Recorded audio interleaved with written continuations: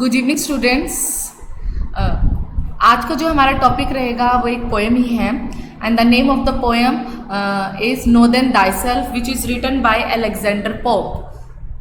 Poem काफ़ी interesting है, काफ़ी इंस्पिरेशनल है, gives us a lot and lot message, काफ़ी मैसेज देती है हमें। एक्चुअल में जो अलेक्जेंडर पोप जो है ना, हमें जो मैसेज देना चाह रहे हैं वो ये कहते हैं, specially he strongly advises human beings not to waste their precious time in studying God and his mysterious ways। उनका ये कहना था कि इंसान को ना अपना टाइम ना इस चीज़ों में नहीं ख़राब करना चाहिए, वेस्ट नहीं करना चाहिए कि गॉड का जो मिस्टीरियस तरीका है वो किस तरीके का है, बल्कि rather they should study themselves, they should study their weaknesses, limitations and powers also. बल्कि इंसान को तो अपना टाइम किस में स्पेंड करना चाहिए कि उसकी कमज़ोरियाँ क्या है, उसकी क्या ताकत है, क्या पॉजिटिव पॉइंट्स है या क्या नेगेटिव पॉइंट्स है। Is it clear? मतलब जो हमें इस पोएम से मैसेज मिलेगा वो यही मैसेज मिलेगा कि इन पर ह्यूमन बीइंग्स को अपना टाइम गॉड्स के मिस्टीरिकल वेज को जज करने में वेस्ट नहीं करना चाहिए, rather than to use his time, precious time, in judging their ways और देयर पावर्स और वीकनेसेस। ओके, और साथ ही मैं कुछ अलेक्जेंडर पोप के बारे में भी बताना चाहूँगी।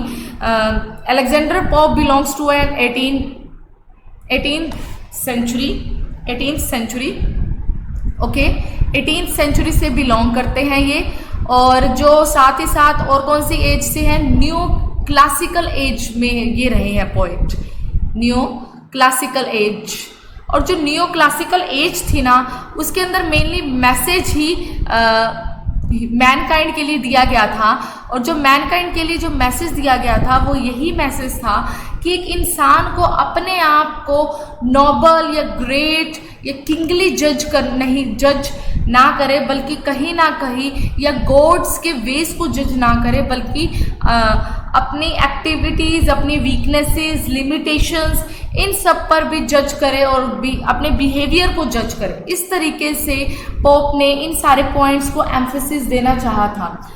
अब आता है इस पोएम के बारे में कि ये पोएम जो है पब्लिश्ड कब हुई थी। एक्चुअल में जो अलेक्जेंडर पोप का जो लाइफ स्पैन रहा था ना, ये कब पैदा हुए थे और इनका जो डेथ का टाइम जो था वो ये था, he was born on 1688 and died on 1744। Okay, born on 1688 and died on 1744।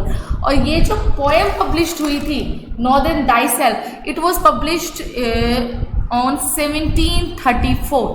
This one poem was published on 1734।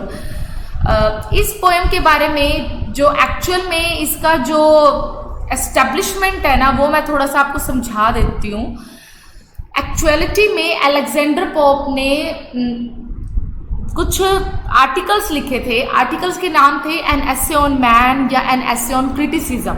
Okay, और जो एन एसे ऑन मैन या जो एन एसे ऑन क्रिटिसिज्म थे ना, बोथ आर पोएम्स, दोनों की दोनों ही poems थी। मैं यहाँ पर थोड़ा सा मेंशन भी कर देती हूँ कि जो अलेक्जेंडर पोप ने दो टॉपिक्स लिखे थे। फर्स्ट वन नाम मैं बता रही हूँ, एन एसे ऑन मैन, और सेकंड वन है एन एसे ऑन क्रिटिसिज्म। जो फर्स्ट वन मैंने आपको लिख के दिया है ना, an essay on man, it was written in 4 cantos, 4 parts में लिखा गया था ये। उन 4 पार्ट्स में से जो सेकंड वन पार्ट था, सेकंड वन पार्ट जो है ना, वो मेनली किसके बारे में बता रहा था, नो देन दाइसेल्फ। नो देन दाइसेल्फ का मतलब होता है, नो का मतलब होता है जानना, दाइसेल्फ का मतलब होता है योरसेल्फ, अपने आप को जानो, अपने आप को समझो। दोबारा से समझ लीजिए ये सारी सिचुएशंस। एक्चुअल में अलेक्जेंडर पोप ने लिखा N essay on man. N essay on man जो था वो 4 कैंटोज में लिखा गया था, 4 एपिस्टल्स थे। उनमें से जो सेकंड वन एपिस्टल जो था, सेकंड वन कैंटोस जो था ना, वो स्पेशली जो है इसी के बारे में था, नेचर और मैन के नेचर और स्टेट के बारे में, कि इंसान का स्वभाव कैसा है, उसकी अवस्था कैसी है।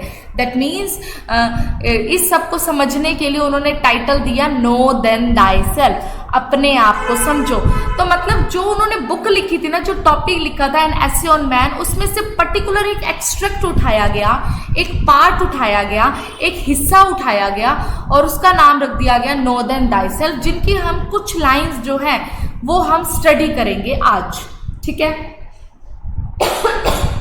सॉरी, इसके अंदर आपको इतना तो पता लग गया कि क्या मेन हाईलाइट किया जाएगा यहाँ पर। मतलब मेनली यहाँ पर यही हाईलाइट किया जाएगा कि पर्सन को जो ना ये एडवाइस दिया जा रहा है कंटिन्यूसली कि not to indulge in examining और judging God's veg.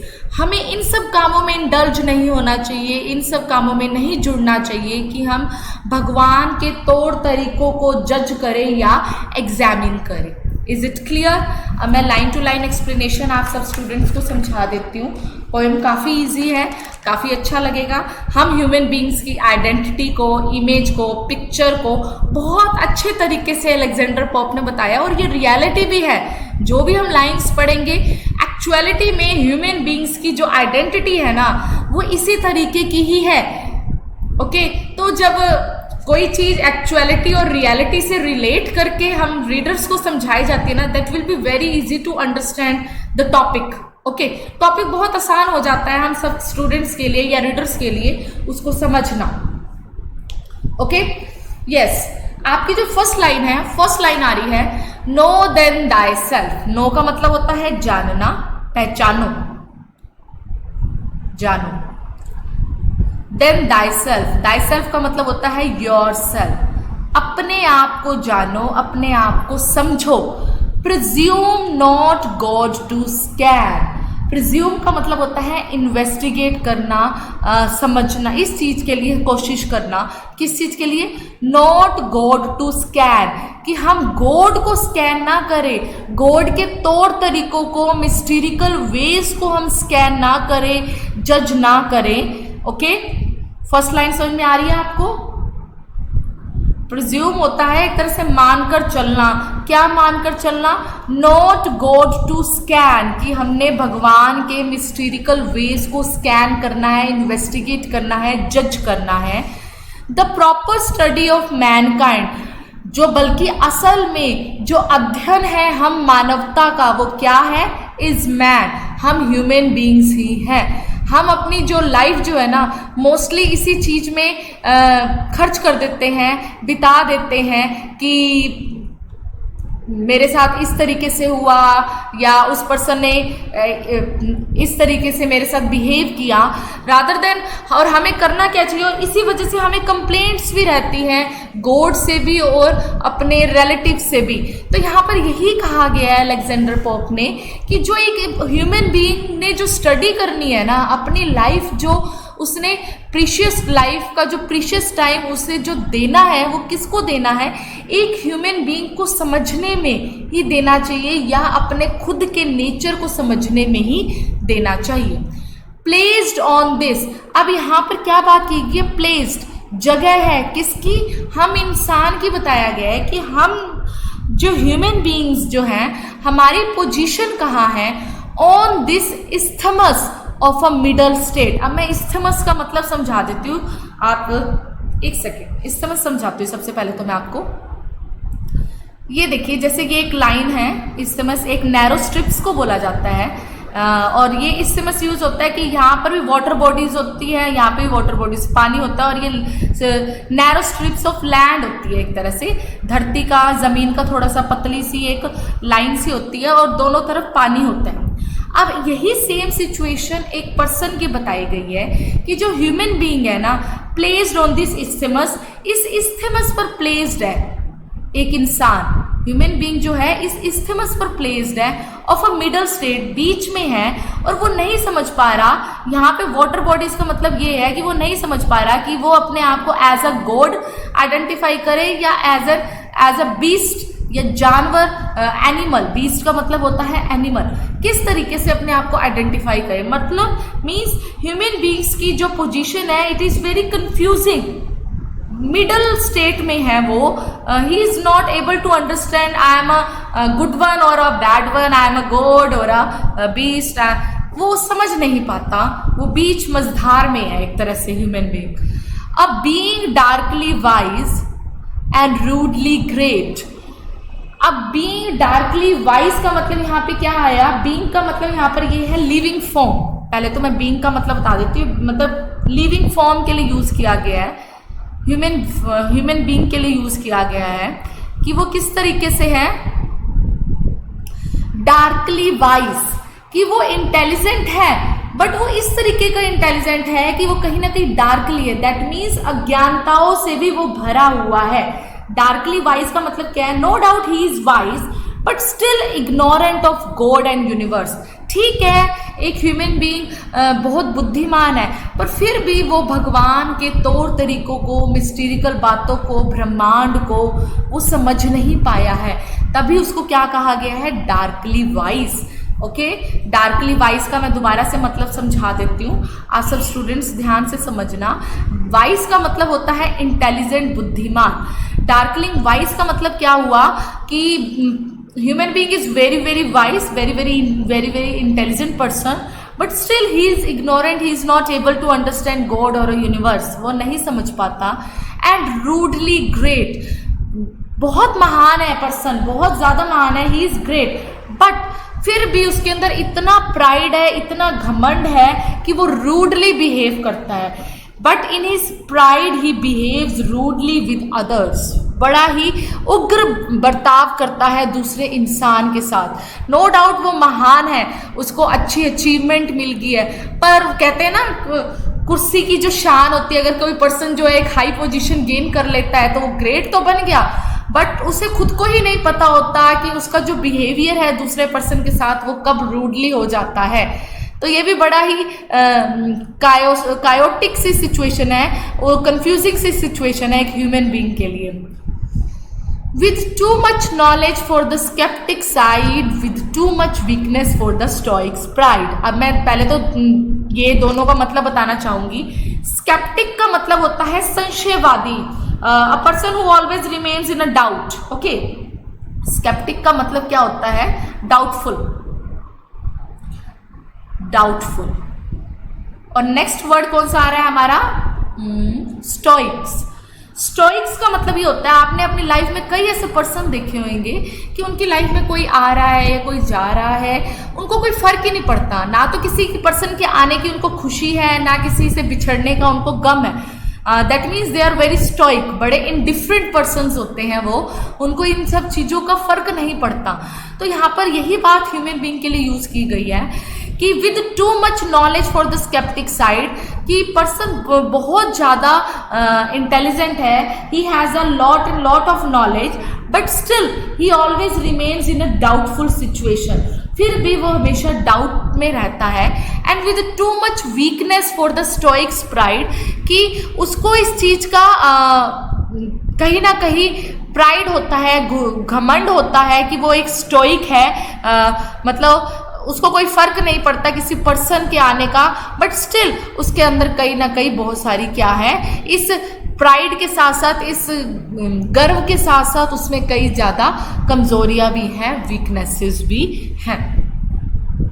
He hangs between in doubt to act और रेस्ट। हैंग्स का मतलब होता है उलझना, लटक, मतलब डगमगाना, ऑसिलिएट करना भी। अगर कोई पर्सन इधर है तो उसको खुद को ही नहीं पता कि वो इस तरफ जाए या इस तरफ जाए, वो हैंग, मतलब इस सिचुएशन में है, उसको नहीं समझ में आ रहा कि वो काम करे कंटिन्यूसली या रेस्ट करे। उसको ह्यूमन बीइंग को ये बात समझ में नहीं आ रही, whether he should take a rest और to do some act. In doubt to deem himself a god और अ बीस्ट, और साथ ही वो इस चीज की भी शंका में रहता है कि वो अपने आप को क्या, वो डीम का मतलब होता है समझना, कि वो इस चीज में भी नहीं समझ पाता कि वो अपने आप को एक एज अ गॉड समझे या एक बीस्ट। बीस्ट होता है एनिमल, कि अपने आप को किस तरीके से ले। नेक्स्ट है इन डाउट, फिर दोबारा संशय में रहता है, इन डाउट हिज माइंड और बॉडी टू प्रेफर, कि किसको वो ज़्यादा प्रेफर दे, किसको वो ज़्यादा महत्व दे, अपने दिमाग को या अपने शरीर को। तो ह्यूमन बीइंग जो है वो कंटिन्यूसली ऑसिलेट कर रहा है, डगमगा रहा है, whether to take rest or to do some act, whether to consider himself as a god or a beast, whether to consider follow his mind or his body. Okay वो हमेशा इन सब चीज़ों के कंफ्यूजन में रहता है, गड़बड़ी में रहता है कि उसे क्या करना चाहिए। फिर कहा जाता है, नेक्स्ट लाइन आ रही है, born but to die, कि पर्सन जो है ह्यूमन बीइंग का एक अल्टीमेट फेट रहा है, ये उसकी किस्मत है, उसके साथ ये है ये बात कि जो पर्सन पैदा होगा तो उसने एक ना एक दिन मरना ही मरना है। That means human being is a mortal being, okay, नश्वर है। तो यही बात बोली गई है कि he has to die someday, okay, तो उसे एक ना एक दिन तो मरना है। एंड रीजनिंग बट टू और उसकी इतनी समझदारी उस पर्सन में होती है, एक ह्यूमन बीइंग इतना समझदार होता है कि वो बहुत अच्छे से काम करता है, बट स्टिल बट टू का मतलब होता है पर फिर भी वो बहुत सी गलतियां कर जाता है, कमिट मिस्टेक्स। का मतलब क्या होता है, मिस्टेक्स, गलतियां, ओके।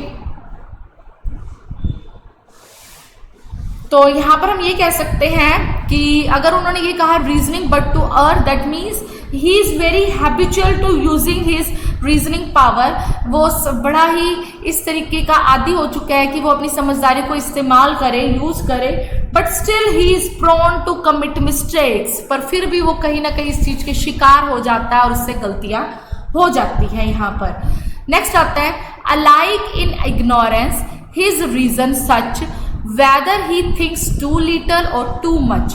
इसका मतलब ये है whether he thinks का मतलब होता है सोचना, चाहे वो सोचे बहुत थोड़ा या सोचे बहुत ज़्यादा, वो दोनों ही सिचुएशन में अलाइक रहता है। अलाइक का मतलब क्या है, सेम रहता है। कि कौन सी दोनों सिचुएशन, कि चाहे वो हो अज्ञानी, इग्नोरेंस का मतलब होता है अज्ञानी, या फिर हो अपनी समझदारी इस्तेमाल, हिज रीजन सच, रीजन का मतलब होता है समझदारी यूज करना। तो यहाँ पर ये कहा गया है, इस तरीके से बात कही गई है कि चाहे वो पर्सन बहुत इंटेलिजेंट है या वो अज्ञानी है, ठीक है, या यूँ कहिए कि चाहे वो थोड़ा सोचता है चाहे वो ज़्यादा सोचता है, बट फिर भी दोनों ही सिचुएशन में वो सेम रहता है, ठीक है।